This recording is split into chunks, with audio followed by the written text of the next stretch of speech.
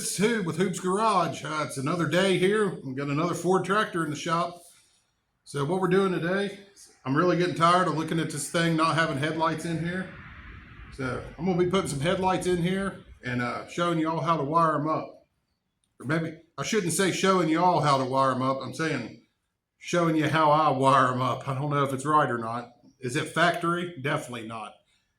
Could it possibly burn your tractor down? Maybe. I don't know. Will it work? Yeah, it will work. So, but that's what we're doing on this episode of Hoob's Garage. So I've already got some wires put in here and like a little bit going just to make the video a little quicker. I've got wires going from headlight to headlight. Now all I got to do is get the wires ran back through there. I'm going to put them down in some loom, and I got to wire up the switch and a fuse, and I'm actually going to put an ignition switch in because they don't have an ignition switch on here. Whoever wired this up last, they just put a toggle switch. So I'm going to put an ignition switch. That way I got a place to, tap into to get the, the positive, the hot cable for the lights there. So we're going to do that. And other than that, I'm just going to leave it alone because even though it's just a toggle switch, it does work. So in my opinion is if it ain't broke, don't fix it. So. But anyways, let's go ahead. I'll go ahead and get the headlights put in and kind of get everything rough wired, and then we'll get it hooked up in the back air. So let's get into it.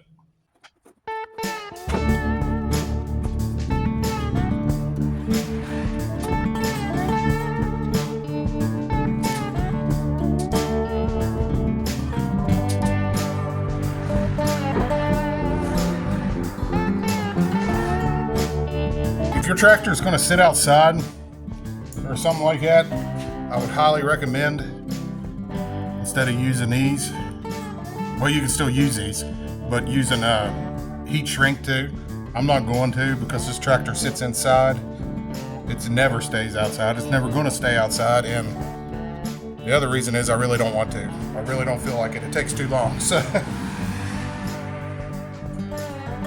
the wiring process is okay. Just you might want to use heat shrink on yours.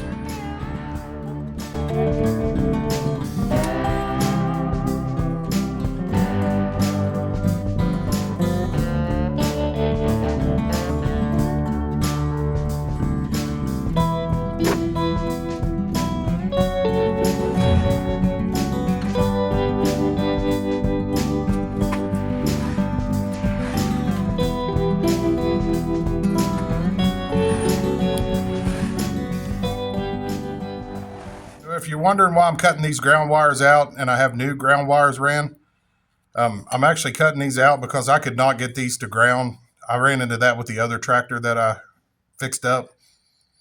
And so I'm just running a new ground wire. It's going to go back and ground where the battery grounds. I really don't like doing that. I'd much rather it have its own ground somewhere else, but like it's just not going to work. So I'm not going to mess with it.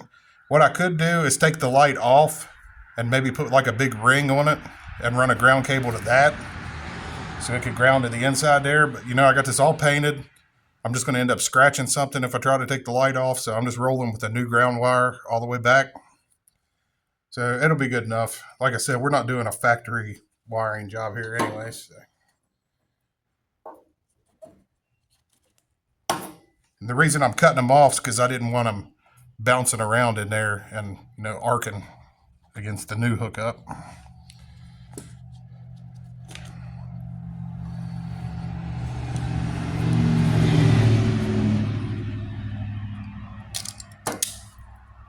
Tell you what, those Klein wire strippers, pretty sweet. And the Carlisle wire crimpers, I really like them too.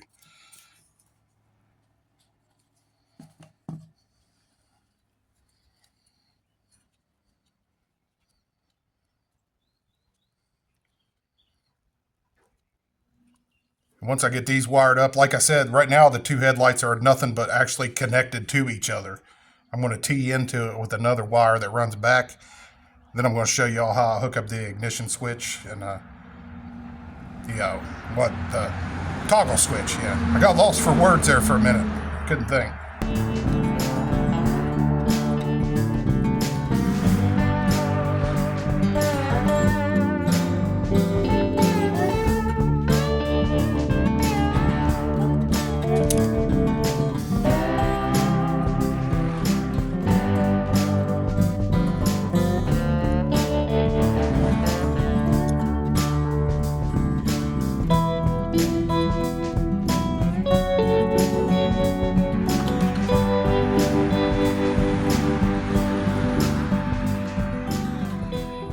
I got those two headlights installed. They're looking pretty good. Like I said, they're just connected to each other. What I'm going to have to do now is run a wire up that taps into them. Let me get a schematic here. This is basically what I'm going to do. Let me make sure I got everything in frame here. The ignition switch we're going to put in is going to have an accessory port. So we're going to run that down to a fuse and then to a switch. And there's going to be a hot wire going out that tees off and goes to both headlights. Then we're going to have a ground wire coming back that's going to ground, back where the battery grounds. So that's the setup we got going in here. Of course, other ignition switch go to the battery. The other one will go to ignition. There's not much of an ignition on the diesel, but there's still a ignition, wiring. As far as wiring goes, there's not like there's coil or anything. So that's what we're going to do now. I'm going to get some wire like roughly laid in there, and then we'll be hooking everything up there at the end. Okay, so I got some wire and some loom laid in there. It runs up here. What I'm trying to do is basically have the loom run down along this lip that runs. This fuel tank kind of has a lip all the way around it. I want it to run down through here, and I've got it back here. This is where it comes out at. Right now it's right there, and there's the extra wire coming out. One's going to ground right here, obviously. And then the other one's going to be hooked up to the ignition switch for the power, and then I'm going to put the toggle switch right here. So now I just got to make like a three-way connection up front there, where I had those two, where it meets the two going to the headlights.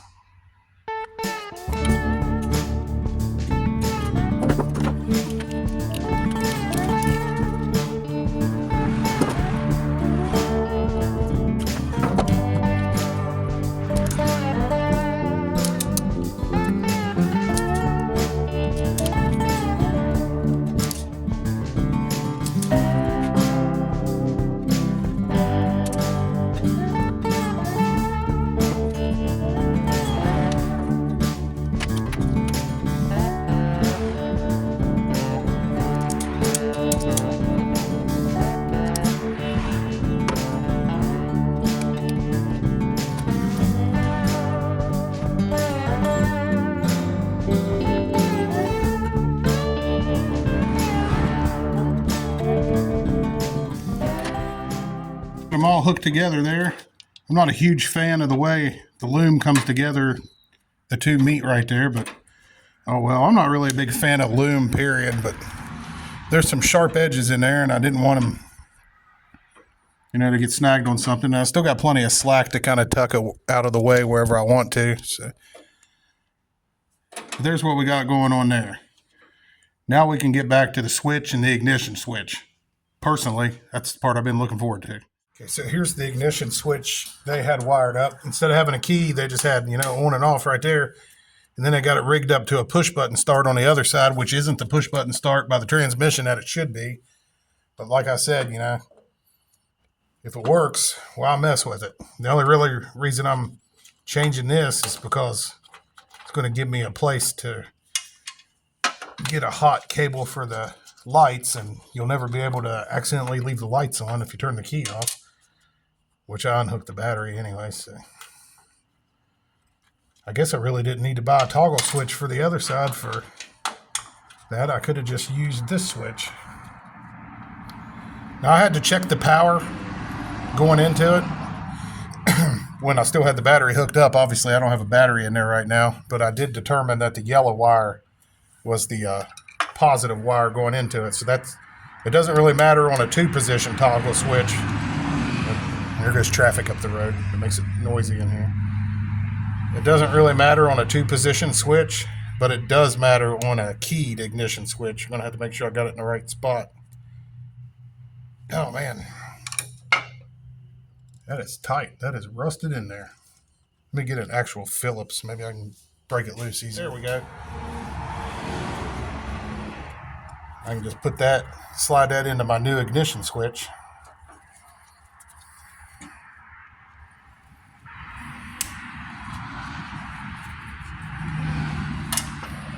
Okay, so there's the toggle switch I bought, which that's going to go on the other side for the headlights. So like I said, now that I think about it, I could have just reused that. But I think it was only like $5. And here's the ignition switch I bought. So where it doesn't matter on a 2-position switch which one you hook it into, it does matter on here. We're going to want to put the one that was hot.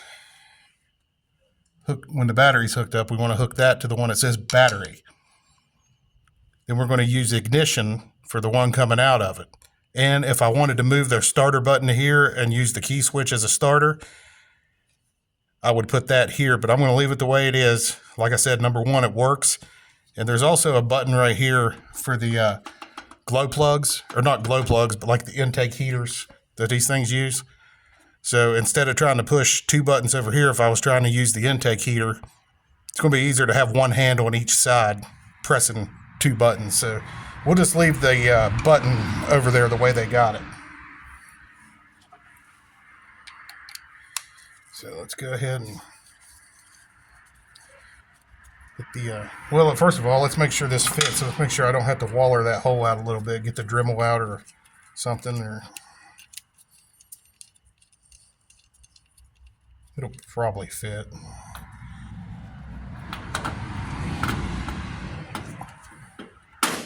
Yeah, it's tight, but it does fit. So, okay, so hot wire to the battery post.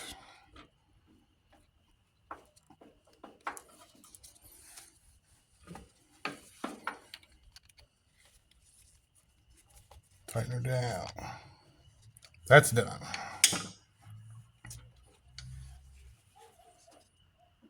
Ignition.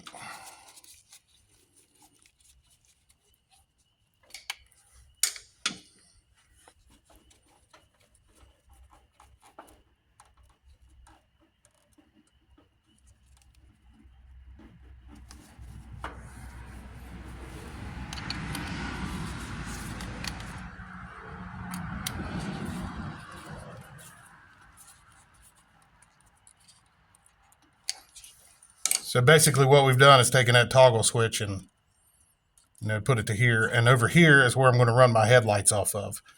Now I'm going to put a fuse right there. So actually I may go ahead and get that wired up and go ahead and put that on before I put that in here. So yeah, let me go get some stuff to do that. So for the fuse, I'm just going to use just a simple inline fuse, and I'm going to put a 10 amp fuse in there. I was figuring up, these are 35 watt bulbs. I'm not real good with this stuff, but these are 35 watt bulbs. So if you put 2 of them together, that means 70 watts. And then you divide that by, you can either do 12 because it's a 12 volt system, but it's actually a little more than a 12 volt system, because when the alternator's charging, it's going to be 13.5. So I divided it by 13.5, and it was showing that it was drawing about 6 amps, or they should draw about 6 amps. So that 10 amp fuse should be more than enough. And I guess the most important thing is you don't want your fuse to be bigger than what your wire is. Like I'm using 14 gauge so it can handle it. But you don't want your fuse, like if your wire is rated for 20 amps, you don't want your fuse to be more than 20 amps. Because that way it melts the fuse before it melts your wire.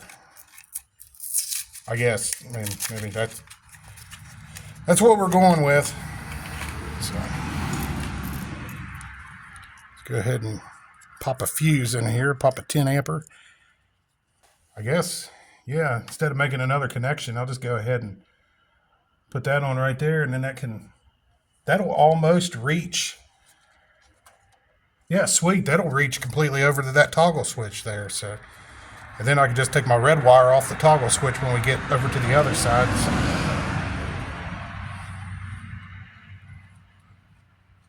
Truck's going down the road. It's what the noisy swoosh you keep hearing in the background.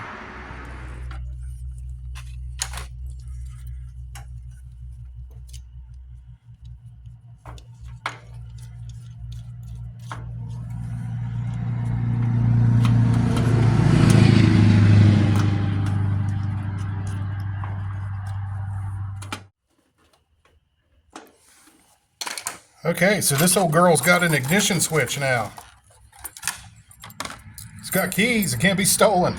Like it would be that hard to hot wire this thing anyways, but...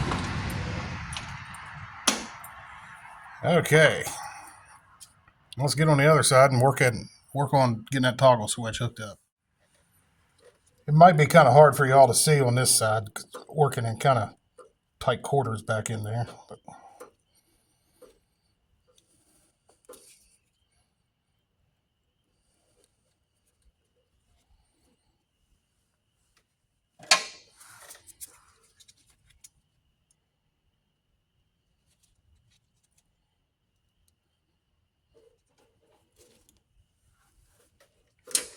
I just assumed I should put the switch before, or the fuse before the switch, because I was just kind of guessing, like, what maybe if something happened, you know, between the switch and there.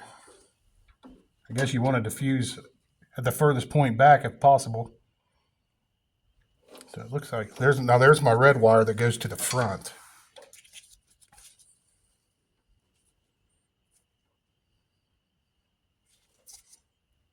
I guess we're going to want to cut him about right there.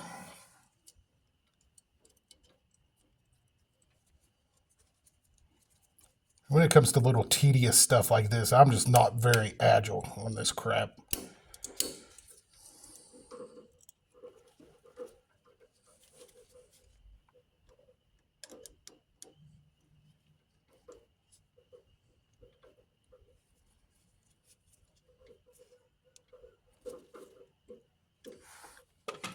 Okay, now we just got to put this switch in, and the next step is, I believe, put a battery in and see if we got headlights.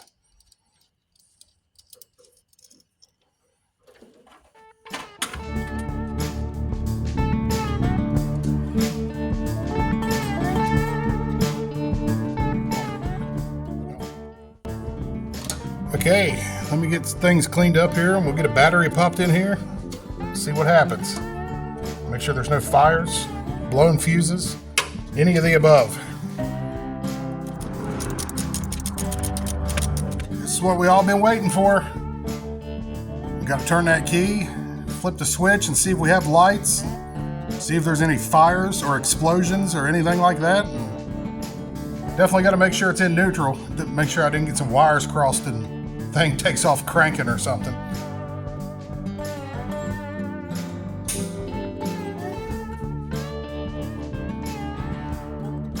We got him. Now we're going to see if this thing will still start. Take her outside in the dark and see what it looks like.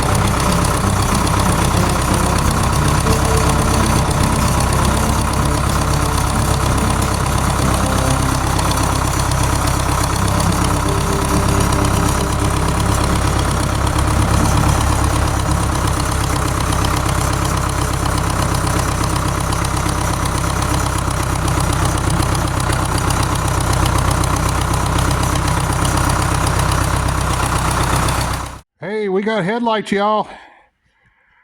So I really appreciate y'all watching. I hope you enjoyed it, or maybe even found the tips helpful.